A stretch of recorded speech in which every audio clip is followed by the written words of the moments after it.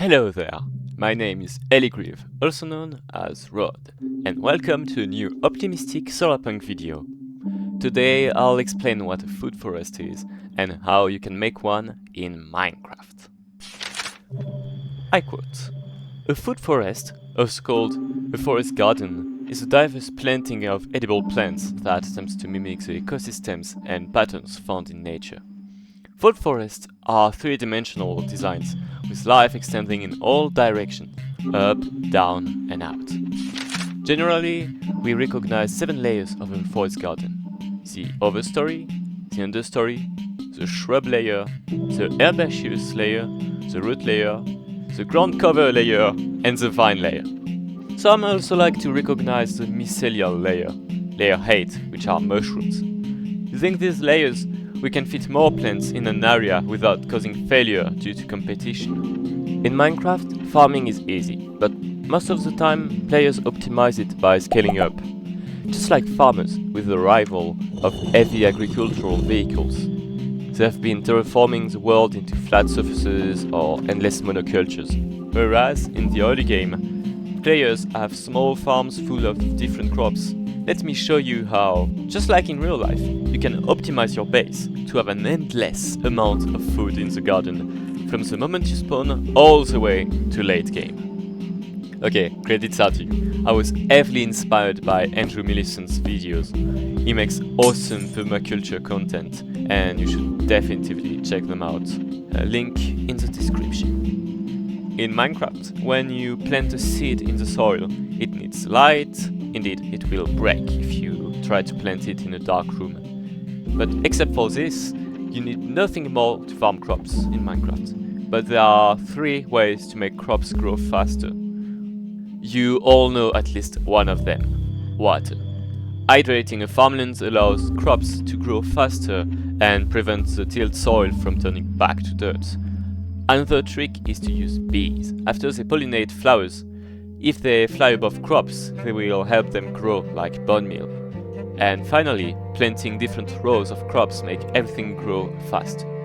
Now, let's try to see how we can set up a super optimized and aesthetic food forest for your base. In addition to the default wheat, carrots and potatoes, there are a lot of other cool crops you can use.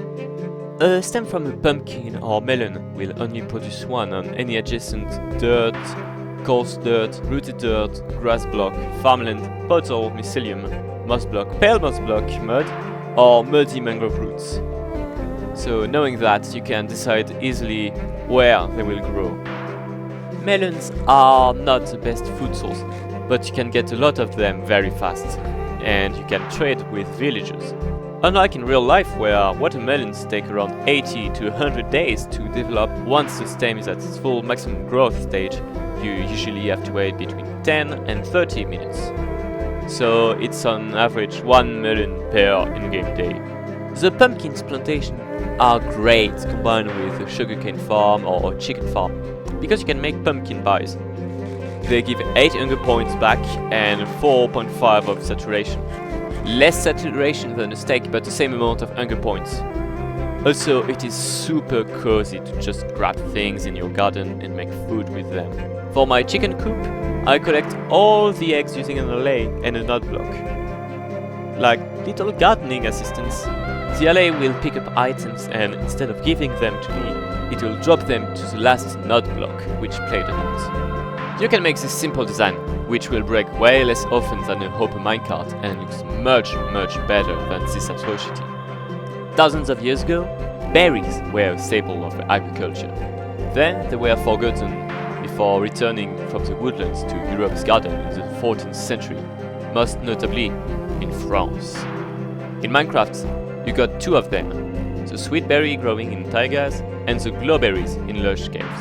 Sweet berries are some of the easiest crops to maintain in the game, just needs a dirt-like block and light. That's it! The bees can pollinate them too, but it's not even necessary because of their insane growth speed. Your biggest challenge will be to not get hurt by the bushes. But a simple fix is to use trapdoors or another block on top of them. That way, your hitbox will never collide on them. Glowberries, on the other hand, are difficult to farm. every time a new vine grows, it has an 11% chance of bearing a glowberry. So you could just break the vines over and over again, but they can also grow with bone meal or bee pollination. So you just have to put a vine between a bee nest and some flowers and you'll get infinite glowberries. Okay, let's take a break from harvesting. We will see how you can make the best food in Minecraft right after starting a new adventure. But first, I have to show you something.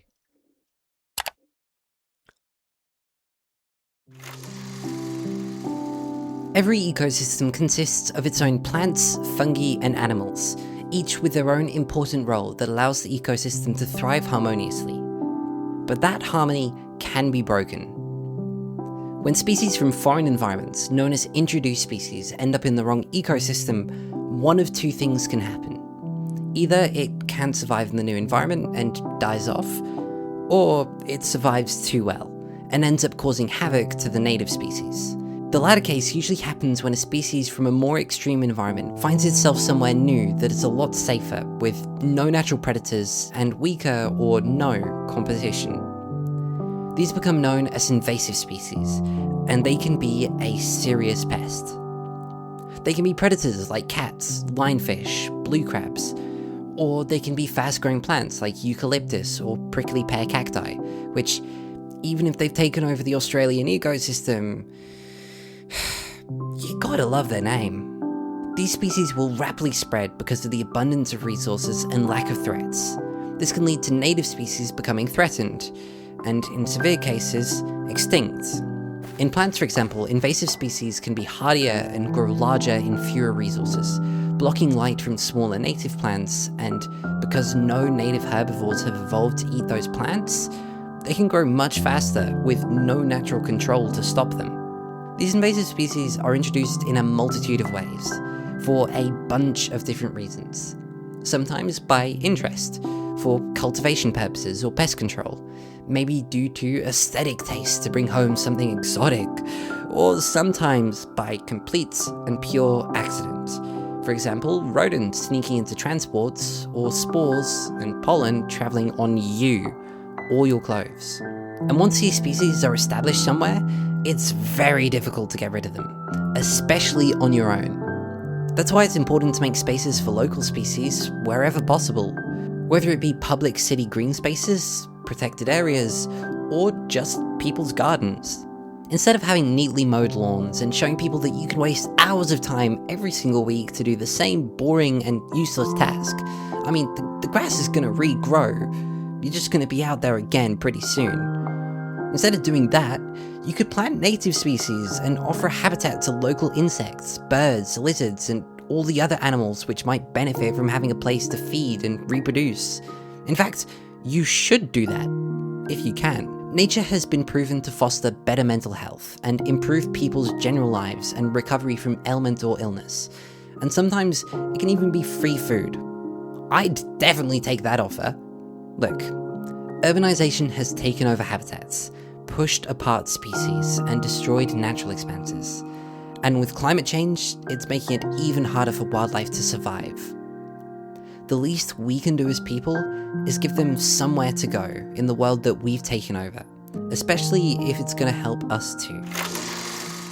Thank you very much for watching this episode of SciShow. This was recorded by Josax in his home studio apartment. Woo!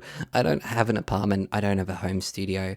Hi, I recorded this. That was a nice break. Now let's go back to that secret superfood. If your base has a very dark space, like a cave or an empty room, you can grow mushrooms.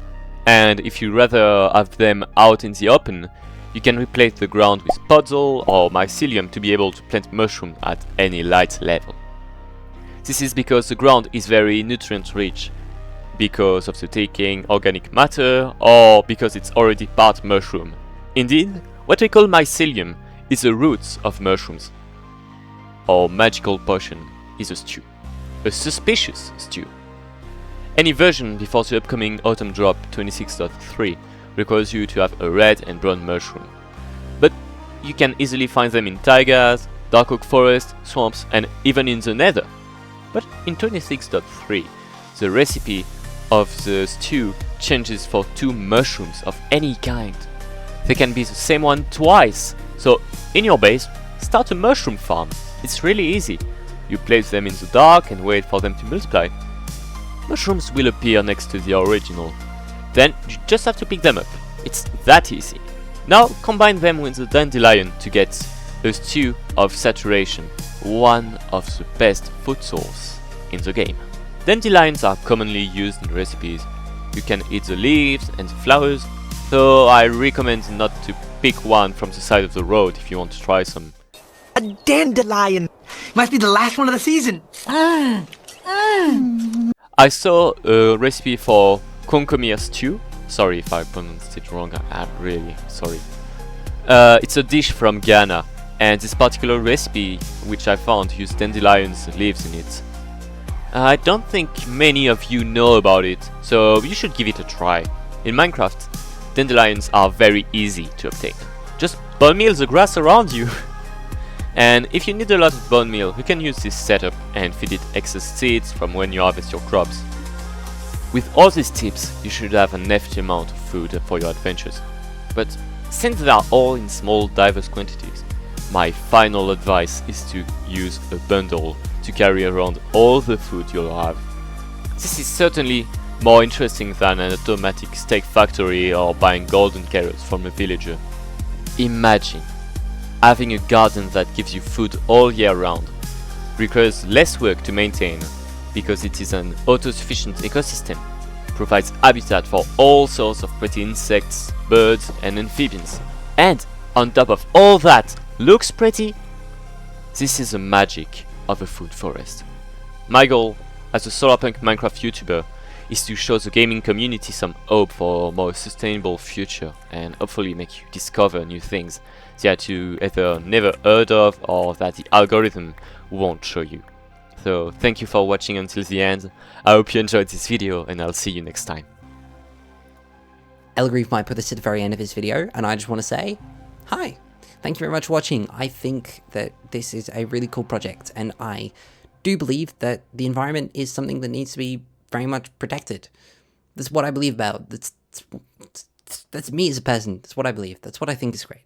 So thank you very much for watching, and I really appreciate it. Anyway, see you later. Bye. Okay, now I can go back to talking normally. That's pretty awesome. Because you can make pumpkin pies. Because you can make pumpkin pies. Because you can make pumpkin pies. My final advice is to use a bundle to carry around all the food. Yes, the food, of course. Yes, I love eating food. My final advice is to use a bundle. A bundle! Of course, a bundle. A bundle. My final advice is to use a bundle. Oh my! I'm going to.